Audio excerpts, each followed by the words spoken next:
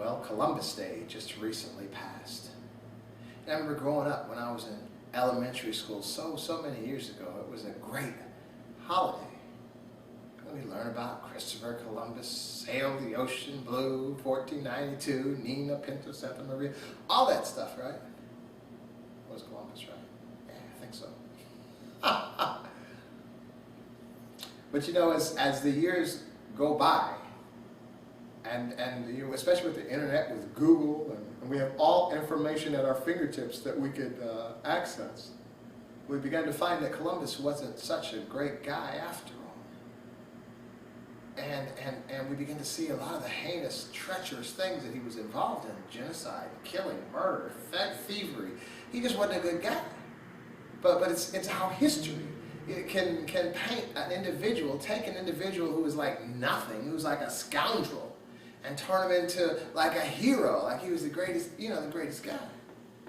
Now the Native Americans have been saying all along, you know, this guy wasn't any good. He was a scoundrel. They've been complaining about it, you know, hating Columbus Day and all this stuff. But you know, we finally began to understand that really he wasn't all that.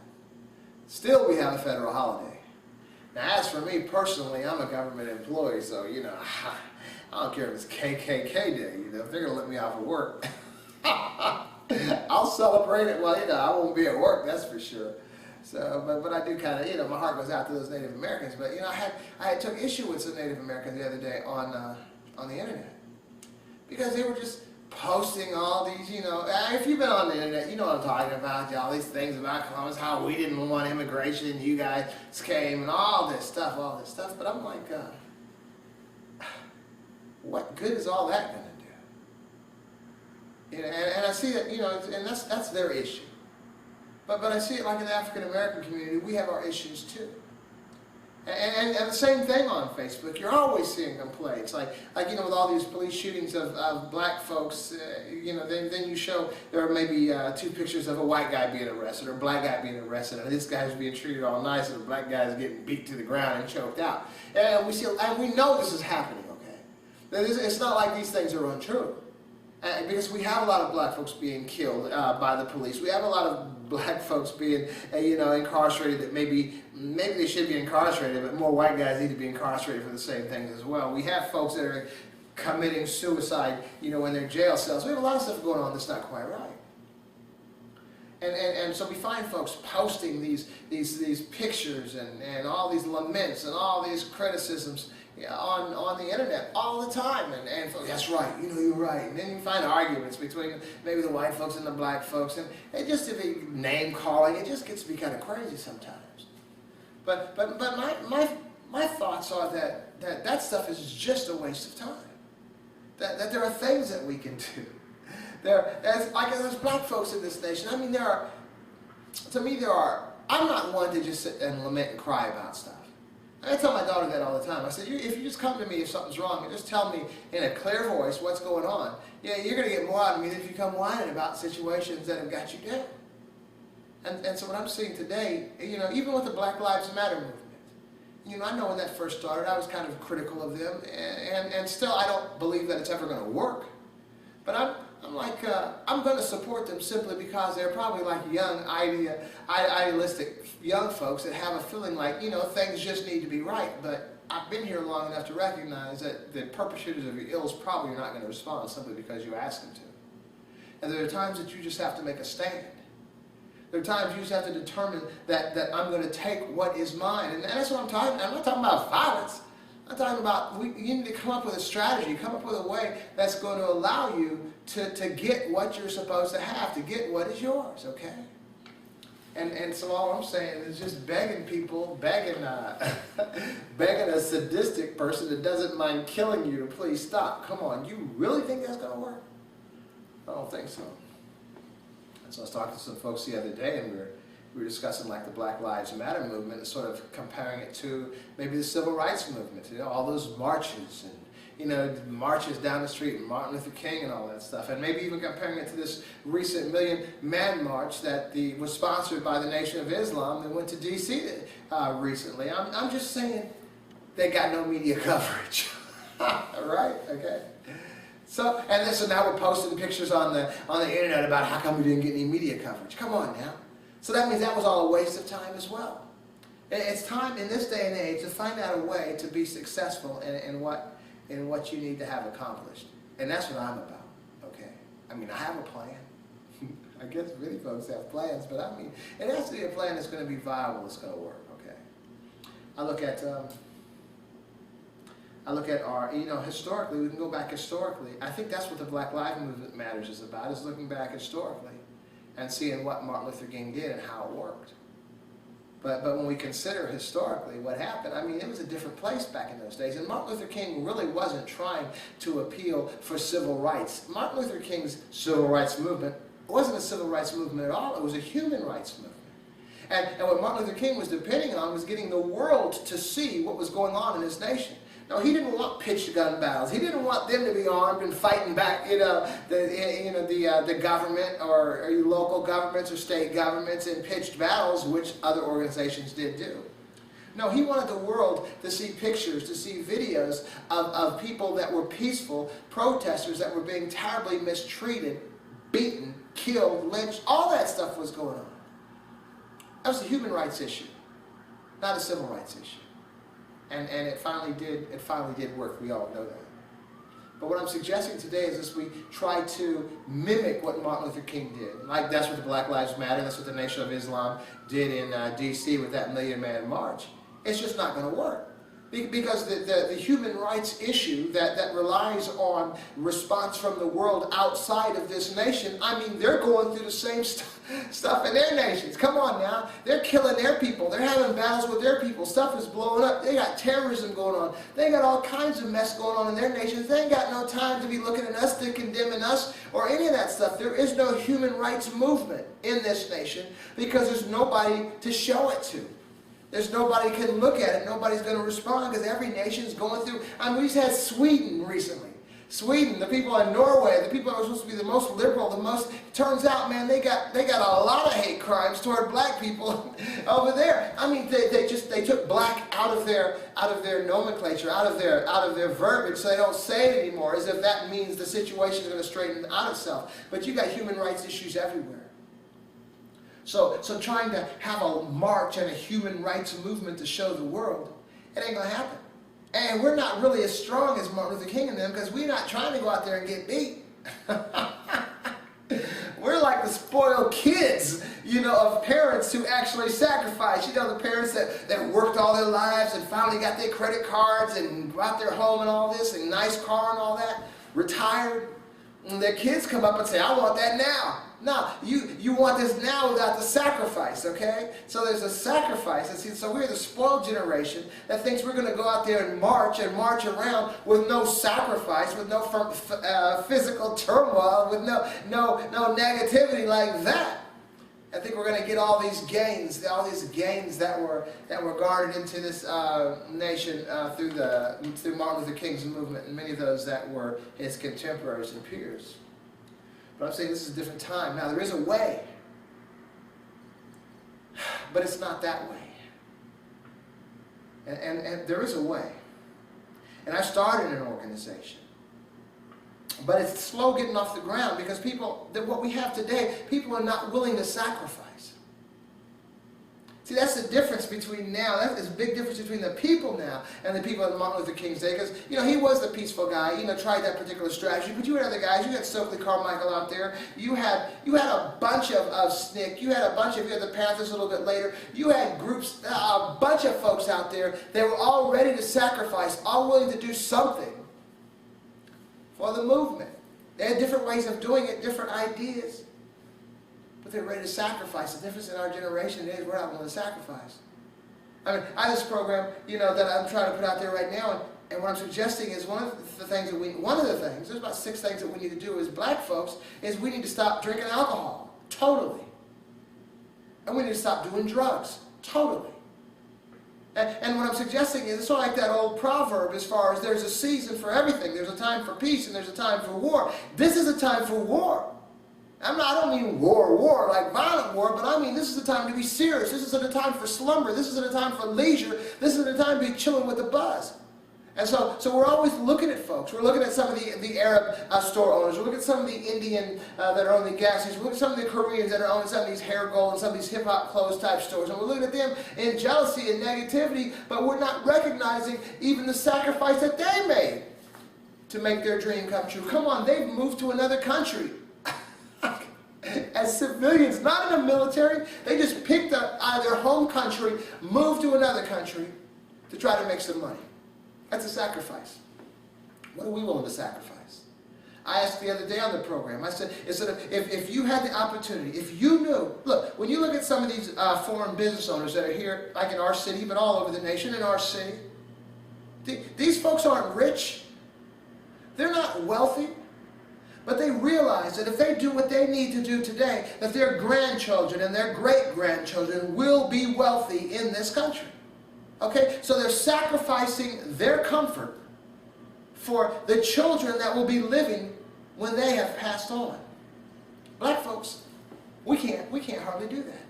If I ask you today, if the difference between your grandchildren being prosperous in this nation just means that you have to stop smoking weed and stop drinking alcohol, period, forever, but they will be well, would you do it? No. If I told you, you got to stop eating that food, that high cholesterol food, if I tell you, you got to get in shape, exercise, lose 150, 200 pounds, and if you do, your children and your grandchildren will be prosperous, would you do it? No. That's the difference. Now, when I'm saying no, I'm thinking that we can say, yeah, you're right. Okay, I'll change. I'm not saying give it up, because I'm still trying to do this movement here, this organization, and I have people that are somewhat willing. But see, this is the difference between having an organization, having an idea, as you're birthing an idea, whether that idea is going to be born alive or it's going to be stillborn, okay? It's the commitment that the individual is going to make. It's the passion that the individual is going to make. And if there is no passion, that baby, that organization, that movement will be stillborn. It can't be, oh, well, now I'm going to go do this now. This has to be the focus. I mean, how many of y'all ever been in network marketing? So many people have. I know it's kind of a shame, you don't want to admit it, but you have. You remember when you go to those meetings and everybody be all, applauding and screaming, acting all crazy and everything? Then you go to the conventions. I know I was in Excel. I went to a convention in Texas, man. I mean, a convention center for a week was filled up, and people were just screaming and yelling, coming across the stage, enjoying themselves, spending money like crazy, buying the paraphernalia just because they're part of this organization. It was alive. And I'm sure that, and there are other ones now, I see them on the internet. That kind of passion. That's the kind of passion. Now imagine having that kind of a passion for a movement. There isn't going to be any financial gain, any money in your pocket. Well, if you do this, you'll get your investment money back, and then when they buy, there ain't no money involved. It's just an enlightenment. It's like a light bulb goes off. And there's something I can do to begin to do something. That's the passion. That's the passion that allowed Martin Luther King to walk those walks and get pounded and get pummeled and get up and keep on walking. I have to admit, I'd have a problem with that myself. But that's a passion. And so I'm suggesting today, until we get a passion, until we get a passion, it's just not going to be like this. Those Koreans that own those hair places and those clothing places, for you to get up out of your country, take whatever your life savings were, and move your whole family to another country to try to start a business from scratch. There was no promise of success. But that takes a passion.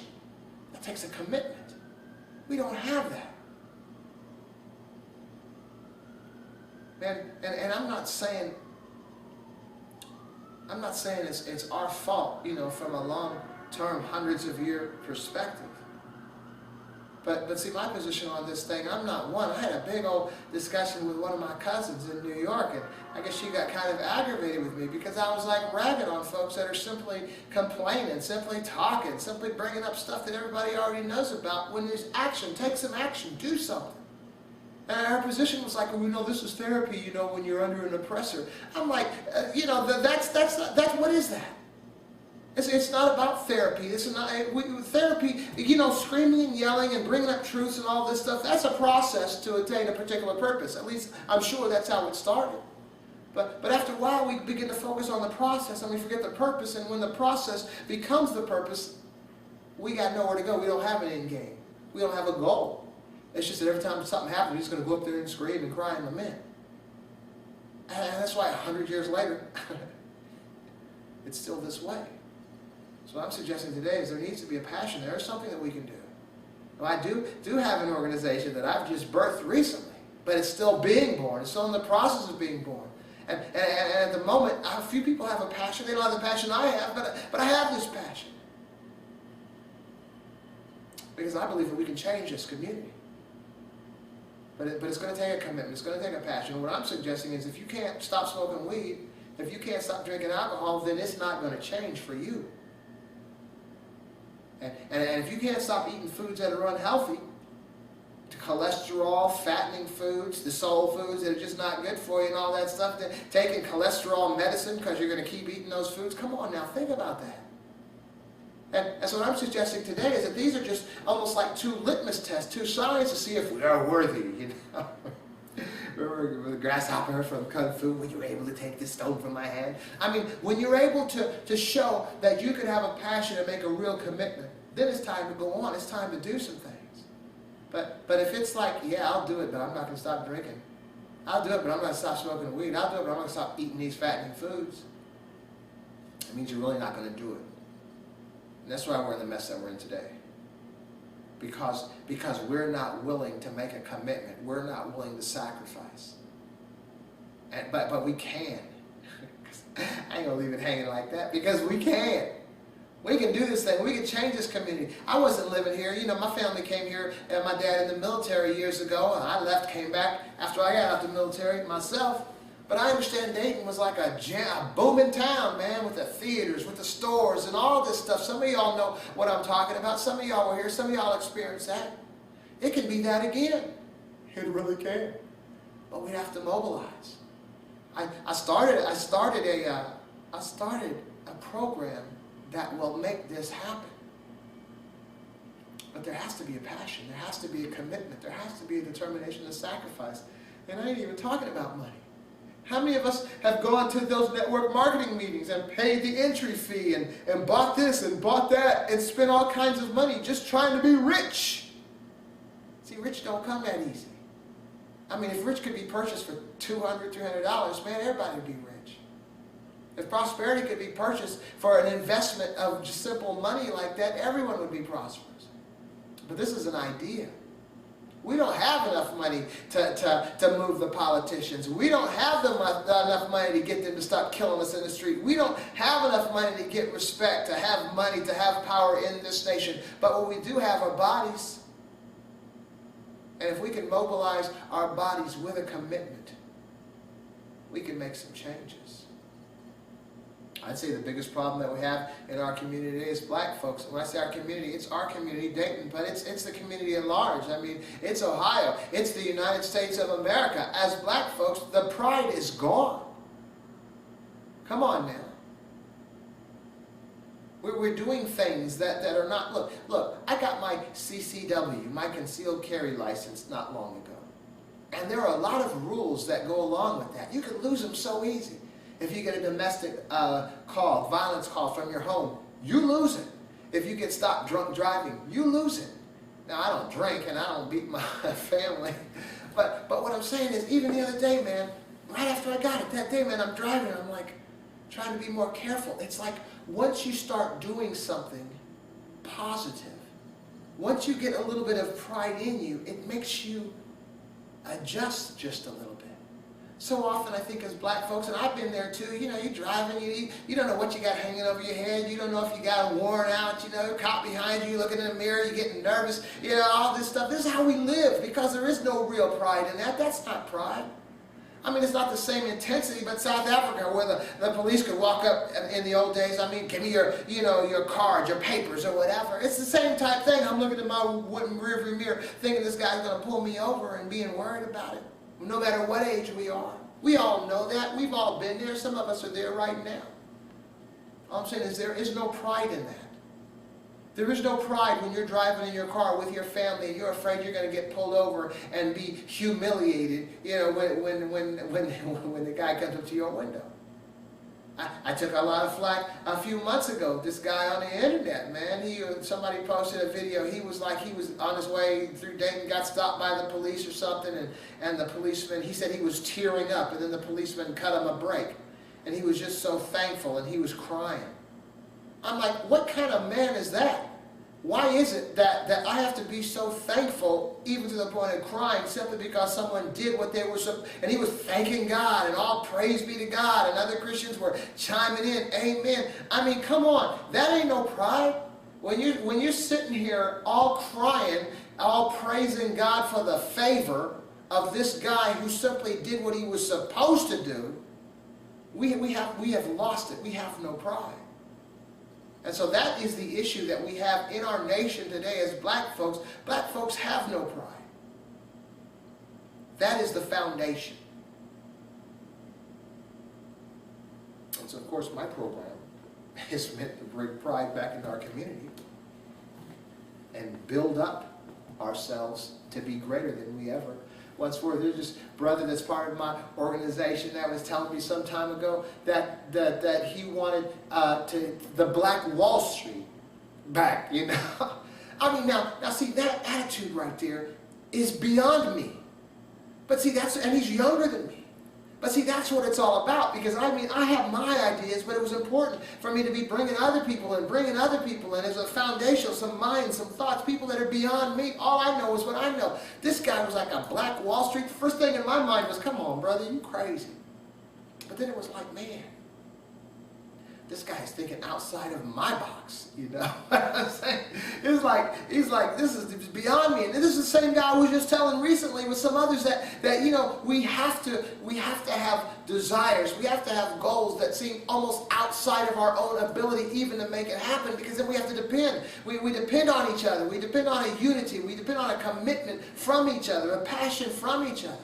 Because with one person it's impossible. You've heard of that 3-strand cord cannot be broken. Man, I can be broken, you can be broken, he might be broken over here, her too. But if we come together, we can't be broken. But see, that's what they did. We don't come together. We're the first ones to tell on each other. We're the first ones to steal from each other. We're the first ones to tear each other down. I'm not saying it can't change. I believe it can change. I wouldn't even be here right now. We could change this thing. We could fix this thing. But each of us individuals, we have to look at that mirror.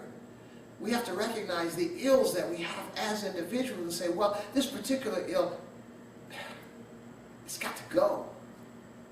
I've got to be unified with my brother. I got to be unified with my sister, not with an ulterior motive, so I can get something from her and take this from him and get that and get this. No, so that together we can accomplish some goals. So hopefully, as this program's been going on, the ticker at the bottom has been giving you my number. Text that number, and I'll contact you back, or email me, because I have I started a program, and I have a website for it. It's called ucrproject.org, Urban Consciousness Revitalization Project, but it's UCR Project. Trying to be real easy to remember.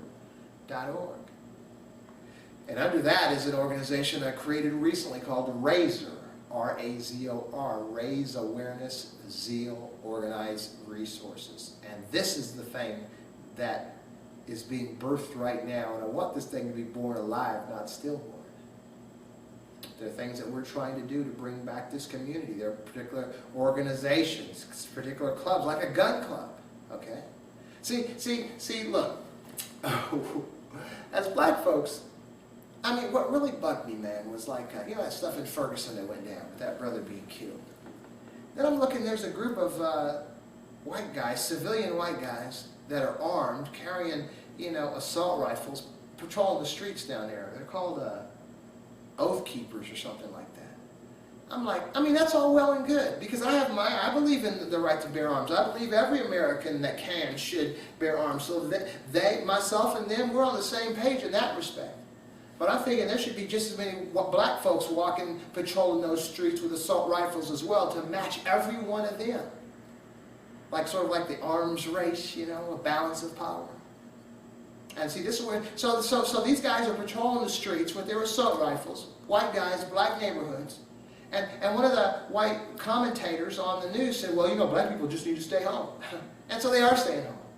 What pride is that? Come on, man. We need to have organizations. We need to have organizations where black people are legally armed, licensed, carrying their weapons, proficient, and standing their own ground, okay?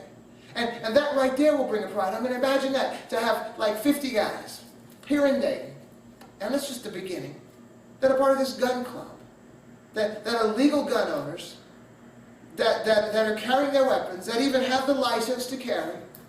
There is a pride in that. Imagine 50 of them. Then imagine 100 of them. Imagine 1,000 of them. Imagine 5,000 of them. Come on, there is immediately pride will begin to be manifesting within the minds and hearts of black folks in this nation. Not only that, but businesses. I see businesses in this nation, businesses in this city that we can begin birthing. And so you have a competition. Like you might have this little Korean clothing store, Korean hair gold store. And, well, we can have a hair place too as well. But in this organization, we're beginning to get a network now of business owners, of just regular people in the neighborhoods, maybe 100. Right now we have maybe 10. But we've only been around for 2 weeks. But then 100. Then 1,000, then 10,000. We say, all these people, all you ladies getting your hair products, take all your business to this guy's store. This guy's store will begin to prosper. And then we'll have somebody with a clothing store over here and say, okay, all you guys, take your business to this guy's clothing store. This guy's clothing store will blow up. This is what a lot of the people from other nations are doing here, but we need to begin doing that. And one by one, our businesses will be birthed. We're trying to get away to, but see, it's very important that the business owners have an integrity about themselves. See, a lot of times we have black businesses that want black people to begin to feed and to patronize their particular establishments, but then the money that they make, they take over to Centerville, or they take over Miamisburg, or they take somewhere else. Well, I'm going to buy my furniture here, I'm going to buy my clothes here, I'm going to buy my food here.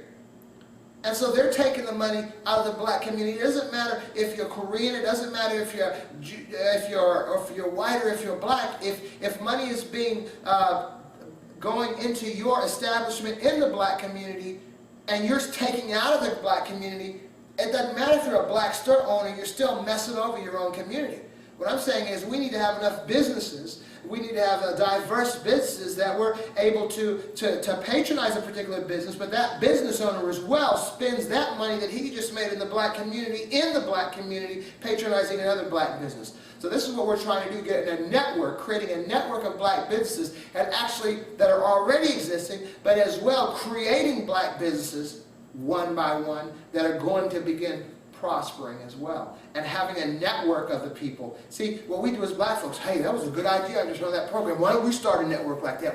Here we go again, splitting it. We don't want to be that cord. Now I'm telling you what we're starting already. Don't try to do this on your own, because we're going to have a whole bunch of little ones out there, and there's no power in that. Come together, join, make this happen.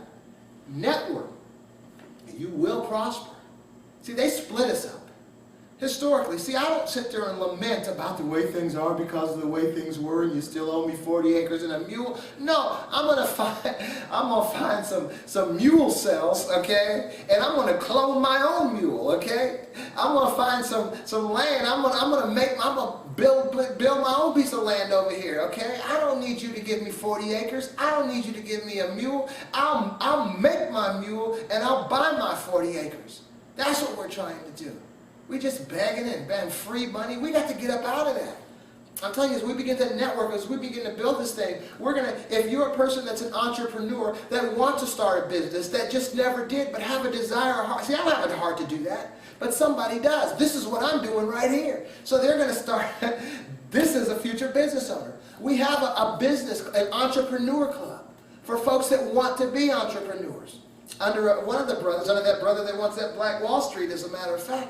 We have another club that's like a business club that has already existing business. Another brother is handling that. We have a gun club for folks. We have these things. We're bringing them all under the umbrella of this organization, in a sense, to have organizations that somebody likes something of what's going on, so we can come together in relationship and begin to form those strong bonds. And then say, okay, that store there, we're going to sit there, all of us are going to go to that store and patronize that store. And we're going to build that guy up. And then we're going to say, oh, this store over here, we're going to patronize that one. And it's not about buying something you wouldn't normally buy. It's buying stuff that you were already buying somewhere else. You're just going to buy it here. One by one, we're going to build this community back up. That's what I'm talking about. I got a brother, he's a relative of mine, that has a store, Linwood's, in Dayton. It's one of those nice stores, you know, with the watches, the clothes, and all that stuff. Clothes that I don't wear, you know, so I don't even go there. But he's my nephew. And he's been in business for about a year. And I'm going to have him speak to the entrepreneurs. And I already talked to him. He said he'd be glad to do it, to give them the insights on how to start a business. And I remember he had some roadblocks that he had to face. But one thing about roadblocks, when you face them, now you can give that information, that knowledge to someone else that may not have to go that route. So we're just doing this thing, and we're just birthing this organization. But this is the movement of the future. The movement of the future isn't begging the perpetrators of your ills to treat you right. Oh, please stop beating us because Black Lives Matter. Come on, man, if they ain't stopped beating you by now, they're not going to stop at all. You got to take what's yours, and take what's yours is through power. And in this nation, the only way you have power is through money. If you ain't got no money, you ain't got no power. And there are two ways now to establish power in this nation. It's through power, and it's through bodies. Through money, through bodies. Money and bodies.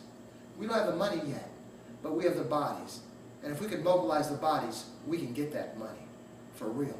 But black people have so long been so split apart. And they did it, you know, on the plantations. They would say, you go there, you take families and split them apart. You know, do that all the time. Take tribes, split them apart. People have certain tongues. No, y'all can't be here, split them apart. So we're hundreds and hundreds of years of being split apart.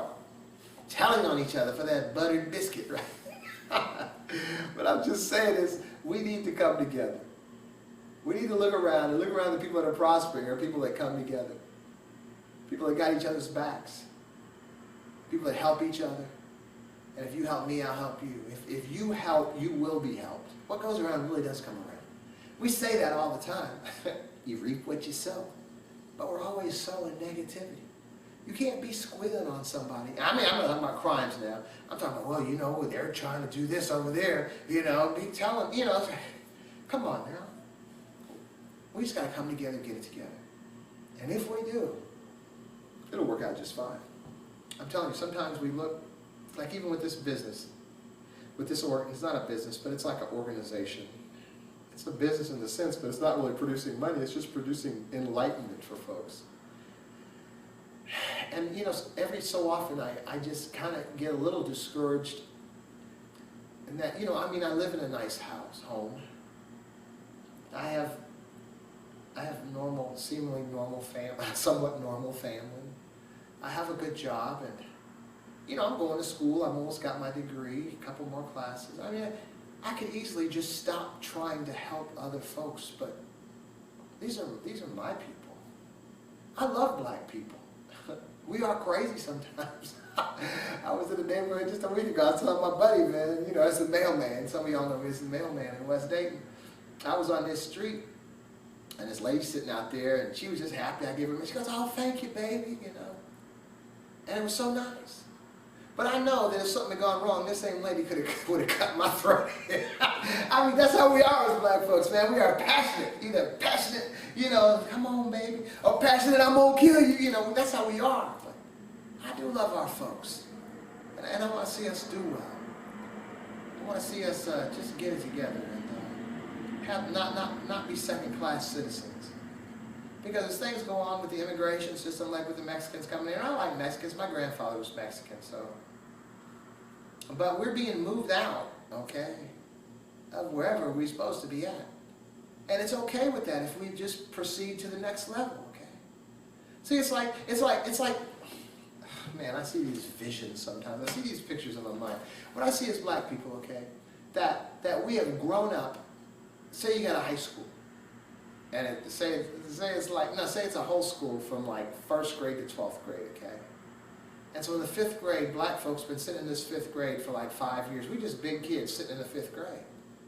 Because, you know, we get our apple juice and we get our graham crackers. And it's not too hard, you know, we just sitting there, the work isn't that hard. Because, you know, we've been in there for quite some time now, longer than we should have been. Now we got another group of immigrants, some Mexicans coming in. Now that's the grade, they're supposed to be in the 5th grade, right? So they're coming in, they're getting ready to take our seats. And we're complaining because they're getting ready to take our seats. But, you know, really, we should be in the 6th grade. Actually, we should be in the 11th, 12th grade right now. But I'm saying we just realize that. Just get up and move to the next class before they get here. Let's just make ourselves prosperous. I am offering a way to do that. And I ain't charging nothing. I'm saying we just need to mobilize. We need to come together, man. If we can, man, look, if we can get together and say, in my mind, I see this thing that coming together, 1,000 people, 2,000, 5,000, 10,000 people. Imagine going to the mayor and saying, look, or to whatever somebody that's looking for votes and saying, look, you're going to be out of office if you don't do what you're supposed to do. Trust me, they're going to do it. Money is power, bodies are power, bodies are votes. If we can mobilize and say, okay, we're going to block vote everyone in this. We got 10,000 people in this Razor group here, and we're all going to vote this way. Now, what are you going to do? Trust me, that's power. Money is power, bodies are power. We're mobilizing these bodies. It seems to be honest. But as black folks, we need to just look at some of our history and learn from it. We can look at history like, look at the military, segregated military. We all know the story of the Red Tails. Black folks just had to see what was going on, get their foot in the door, and just perfect it. We see it in business as well. Many business owners. Black folks just need to get their fingers in the door, perfect it, blow it out the water. Politics the same. Come on, whatever you feel about Republican politicians, whatever. But you got Clarence Thomas in there, Supreme Court Justice. So what is politics? It doesn't matter. White folks are Republicans. White folks are Democrats. So are we. But he's a black man. Colin Powell, Condoleezza Rice, Susan Rice, Eric Holder, Barack Obama. Come on. So we military, whether entertainment, sports, politics, even all up to the President of the United States. I'm saying when we put our minds into it, there's nothing that we can't do. We have that kind of strength. We just have to know what the game is, learn how to play the game, and just do it. We know that. We can do this. This next step is what we're talking about right now. Power. So those are just 1 or 2 guys, 3 guys, 4 guys, 10 guys, 100 black folks we can look at and say, hey, it can be done. But now we don't have the money, but we got the bodies. And if we are wise, if we come together, we can make this thing happen, man. We can turn this city around, and we can be the example to other cities in this state. This state can be examples to other states in this union. We can turn this thing around and be prosperous and be well and have pride in our hearts. How's that? Well, anyway, that's where I'm at. I'd like